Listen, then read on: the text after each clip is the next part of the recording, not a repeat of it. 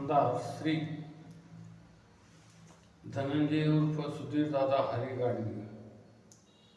श्री धनंजय उर्फ सुधीरदादा हरी गाडगे यांचा जन्म 4 एप्रिल 1953ला सांगली येथे झाला। त्यांचं शिक्षण B.Com झालेलं असून त्यांना मराठी, हिंदी व इंग्रजी या भाषा येतात। ते विवाहित असून त्यांच्या पत्नी श्रीमती मंजिरी या आहेत। त्यांना एकूण 2 अपत्य आहेत, 1 मुलगा व 1 मुलगी। व्यवसाय त्यांचा व्यापार, सामाजिक कार्य व राजकीय क्षेत्रामध्ये ते कार्यरत आहेत। 282 सांगली जिल्हा सांगली या मतदारसंघातून भारतीय जनता पक्षातर्फे ते निवडून आलेले आहेत। अंजनी फाउंडेशन सांगलीचे ते अध्यक्ष आहेत।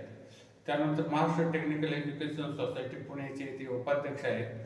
त्यानंतर जयंती वासुदेव ट्रस्ट सांगली या संस्थेचे अध्यक्ष आहेत आणि या संस्थेमार्फत गरीब व गरजू विद्यार्थ्यांना मदत करतात, गरीब रुग्णांना मदत करतात, विविध क्रीडा स्पर्धांचं आयोजन करतात। तसेच सांगलीच्या समर्थ व्यायाम मंडळाचे ते अध्यक्ष असून विद्यार्थी सहाय्य मंडळाचे ते अध्यक्ष आहेत। तसेच अनाथ विद्यार्थी वसतिगृह सांगलीचे अध्यक्ष आहेत। तसेच विद्यार्थी सहाय्यक मंडळाचे ते अध्यक्ष आहेत। Maharashtra technical education society Pune या चे ते उपाध्यक्ष असून 2007 ते 2014 सांगली जिल्हा शिटल बॅडमिंटन असोसिएशनचे ते अध्यक्ष होते। काही पुरुषोत्तम नारायण गाडगे सराफ आणि ज्वेलर्सची त्यांनी 1932ला स्थापना केली।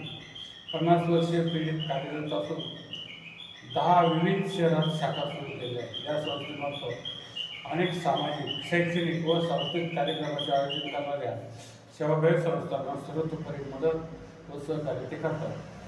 सहकार भारतीचे ते उपाध्यक्ष असून सांगली अर्बन बँकेचे 1989 ते 1998 मध्ये संचालक होते। तसेच सांगली शहर चे भारतीय जनता पक्षाचे 2009 ते 2012ला अध्यक्ष होते। त्यानंतर 2012 ते 2014ला महाराष्ट्र प्रदेश भारतीय जनता पक्षाचे कार्यकारिणीचे सदस्य होते। त्यानंतर भारतीय जनता प्रदेशच्या व्यापारी आघाडीचे उपाध्यक्ष म्हणून त्यांनी काम केले आहे आणि 2014 ते 2019ला महाराष्ट्र विधानसभेचे सदस्य होते। तसेच अंदाज समितीचे ते सदस्य, तसे आश्वासन समितीचे सदस्य होते। त्यानंतर 2019 मध्ये महाराष्ट्र विधानसभेवर त्यांची परत फेरनिवड झालेली आहे। त्यांनी युरोप, अमेरिका इत्यादी देशाचा सरकारी खर्चाने दौरा केला असून अभ्यास दौरा। त्यानंतर संगीत, प्रवास, खेळ, सामाजिक कार्य याची त्याला आवड आहे। त्यांचं निवास 144 गणराज प्रसाद अपार्टमेंट, राजवाडा, वसाव, सांगली 416 येथे असून कार्यालय त्यांचं तिथंच आहे 233। तर एक सुधीरदादा हरी गाडगे यांचा एक 282 सांगली मतदारसंघातून ते निवडून आले 2019ला।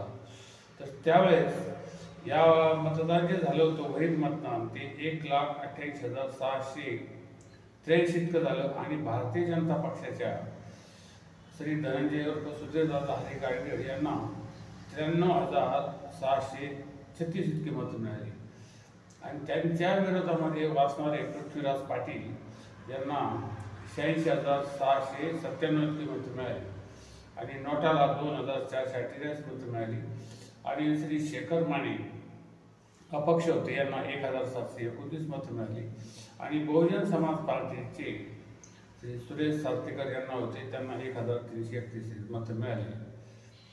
तर 1,88,683 मतदानापैकी 93,636 इतकी मतं मिळाली आणि विरोधी पक्षाचे राष्ट्रीय काँग्रेस जे होते त्यांना जवळजवळ 27,000 मतं मिळाली। म्हणजे एक 6-7 हजाराच्या फरकाने हे श्री धनंजय सुधीरदादा गाडगे हे निवडून आलेले आहेत.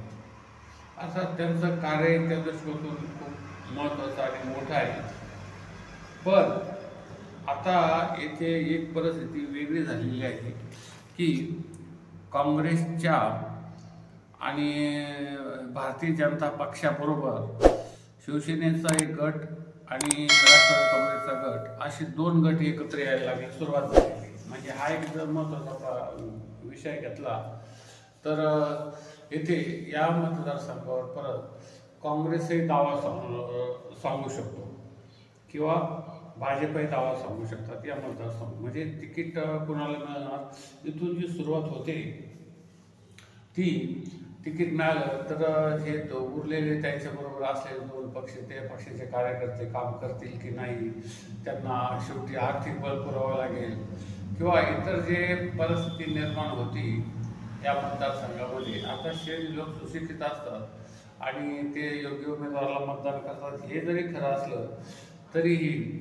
अर्थमूल्यम कार्य हा जो भाग आहे किंवा सर्व गुण कांचन श्रेते हा जो भाग सांगितलेला आहे चाणक्याने, तर तो एक महत्त्वाचा भाग. म्हणजे इथे जो धनाढ्य उमेदवार असेल, चांगल्या पद्धतीचा असेल तर त्याला निवडून येण्यासाठी थोडीशी जास्त शक्यता निर्माण करून असले.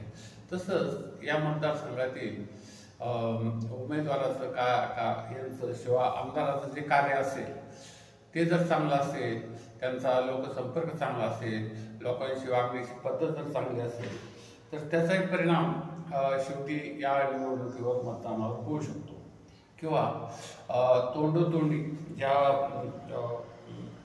प्रचार होतो, म्हणजे एक आपण त्याला त्या प्रचाराला एक वेगळ्या पद्धतीच्या दृष्टीकोनातून आपण जर बघितलं तर कानोकानी आणि तोंडोतोंडी हा जो प्रचार होतो हा एक महत्त्वाचा प्रचाराचा भाग आहे.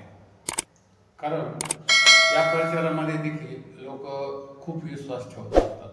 ही व्यक्ती चांगली, परत ती व्यक्ती चांगली आहे, त्याने चांगलं काम केलेलं आहे, अशा पद्धतीचे व्यवस्था असून ही व्यक्ती परत निवडून येणार आहे, ही व्यक्ती परत चांगल्या स्वभावाची आहे, हा जो एक मौत आपल्याला जे हे म्हणतात, तर या प्रचारामध्ये देखील या मौत पब्लिसिटीचा मोठ्या प्रमाणामध्ये फायदा होऊ शकतो. आणि यांना हे जे गाडगीळ आमदार आहे यांना तो फायदा होण्याची शक्यता सर्वात जास्त वाटते. म्हणून जरी मागच्या निवडणुकीत 5-6 हजार लीड यांना मिळालेलं असलं तरी यावेळेस मात्र ते जास्त मतांनी निवडून येण्याची शक्यता निर्माण झालेली आहे. कारण विरोधकामध्ये फूट पडलेले काँग्रेसवाले काँग्रेसच मतं देतील असं काही शक्यता राहिलेली नाही. भाजपचीच मतं कशी होतील किंवा त्यांना अजून भाजपला जी बळ मिळालेलं आहे राष्ट्रवादी काँग्रेसचं आणि शिवसेनेचं, आणि तसंच एक या सरकारने जे कार्य केलेले आहे की त्या विविध योजना, व्यक्तिगत लाभाच्या योजना, वैयक्तिक लाभाच्या योजना, तर त्या योजनाचे काही फलित या निवडणुकीमध्ये दिसू शकतं. तेव्हा हे गाडगे पुन्हा निवडून येऊ शकतील असे आम्ही संपूर्ण महाराष्ट्रावर दौरे करून प्रत्येक मतदारसंघाची एक माहिती देत असतो. तर यामध्ये ही गाडगे हे जे निवडून येण्याची शक्यता जरी जास्त असली तरीही आमच्या सर्वेनुसार आपण आपलं कॉमेंट करून या आमदारांविषयी आपलं काय मत आहे ते सांगा. आम्ही प्रथम व्हिडिओ बनवतो, नंतर आमदारांना भेटत असतो. कारण त्यांनी सांगितल्यानुसार काही जण व्हिडिओ बनवत असतात आणि ते लोकांना सांगत असतात. तर तसं काही नाही. आम्ही उमेदवाराचा, आमदाराचा आम्ही परिचय नाही त्यांचा आमचा, प्रत्यक्ष आम्ही भेट घेऊन त्यांच्या आदेशानुसार न व्हिडिओ बनवता आम्ही लोक काय सांगतात किंवा एकंदरीत सर्वे काय सांगतो त्याच्या दृष्टीकोनातून करून हा व्हिडिओ बनवत असतो. तर या चॅनलला जास्त सबस्क्राईब करा, शेअर करा आमच्या ATM न्यूजवर या चॅनलला, आणि जास्तीत जास्त प्रमाणे सबस्क्राईब करून या मतदारसंघामध्ये सर्वात जास्त महत्त्वाची गोष्ट म्हणजे या मतदारसंघात सबस्क्राईब करा. आणि तुम्हाला काय वाटतं त्याचं चॅनल म्हणजे करायला त्यालाही विसरू नका.